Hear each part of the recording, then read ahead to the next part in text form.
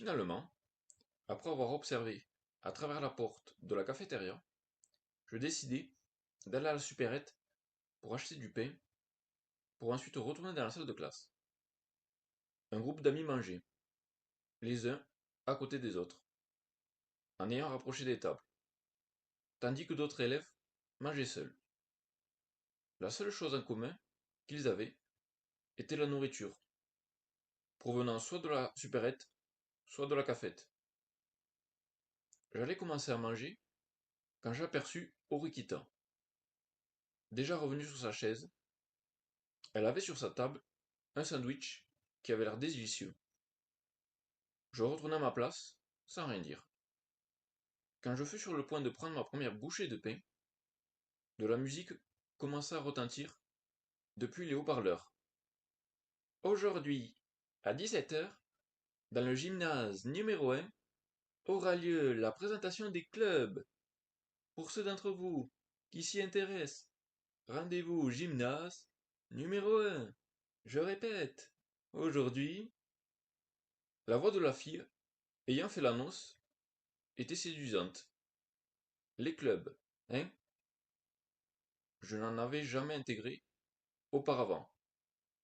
Et, Orikita, je n'ai aucun intérêt pour les clubs. Je n'ai encore rien dit. Ok, quoi alors? Tu vas intégrer un club? Ainokoji-kun, as-tu la mémoire courte ou es-tu simplement idiot?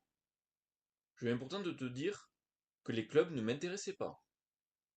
Ce n'est pas parce que tu ne t'y intéresses pas que tu ne comptes pas en rejoindre.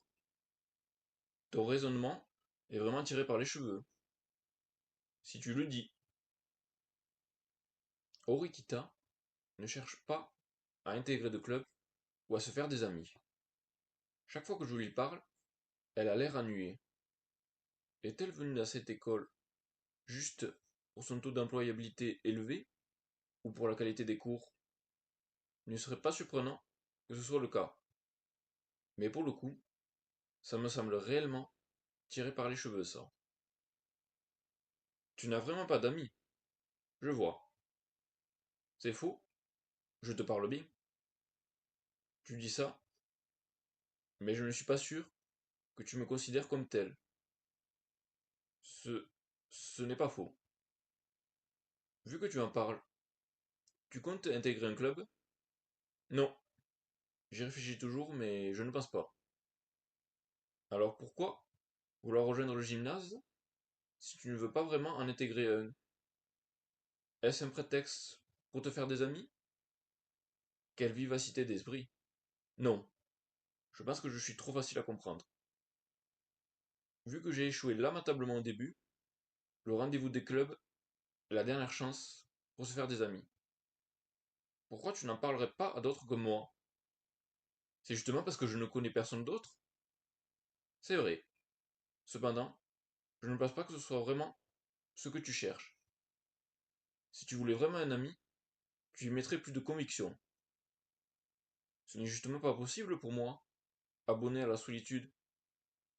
Orikita se remit tranquillement à manger son sandwich. Je ne peux pas vraiment comprendre ce genre de pensée contradictoire. Je voulais des amis, mais je ne pouvais pas m'en faire. Il semble qu'Orikuta ne puisse pas comprendre ça. Tu as déjà été dans des clubs? Non, je n'ai aucune expérience. Alors, as-tu de l'expérience avec d'autres choses que des clubs? Où tu vas venir? Je sens de l'ironie derrière tes mots. Ironie? Tu ne sais même pas de quoi je veux parler. Je reçus un coup soudain sur les côtes. J'ai toussé spontanément, surpris par sa force. Eh, c'est un quel honneur ça? Ainokoji-kun, je t'ai déjà prévenu, mais il semble que tu n'écoutes pas. Rappelle-toi que je suis capable d'aller plus loin que ça. Pas de violence. La violence ne résout rien. Vraiment, depuis la nuit des temps, la violence existe car c'est le moyen le plus efficace de résoudre les problèmes. C'est le moyen le plus rapide d'imposer ton point de vue ou bien d'ignorer les désirs du parti adverse. Même nos pays actuels sont des États policiers où chaque corps de sécurité use d'armes et de violence pour arrêter des gens.